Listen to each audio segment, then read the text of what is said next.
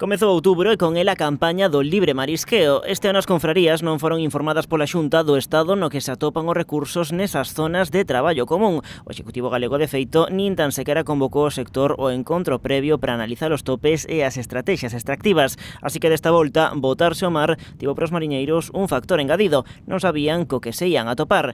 E sei que o achado non foi moi positivo. Os datos que me dan son malos, polo menos hai do boído, dos lombos din que hai xapónica pero pouco berberecho. O certo é que hoxe non se deron as condicións óptimas para o arranque da campaña. O vento no mar dificultou as tarefas. A isto hai que sumar que os primeiros días son tradicionalmente complicados, no entanto que os mariñeiros atopan os mellores lugares para faenar. A xente intenta buscar a mellor zona onde poida haber marisco, sempre estás a especular nos sitios de traballo mellor que poda haber. Entonces mañán haberá máis cambios de traballo que o de hoxe, e ao carbo de 2 semanas pode haber normalidade do traballo e do marisco que hai nas diferentes zonas. Con todo, a escaseza de recursos xa se veu detectando na recta final da pasada campaña. A tan demandada recuperación dos bancos de libre marisqueo segue sen chegar e iso evidenciase en zonas tan fundamentais como, por exemplo, os lombos do Ulla. Cando acabamos a campaña quedaba moi pouco reclutamento no boído, en Cabío moi pouco,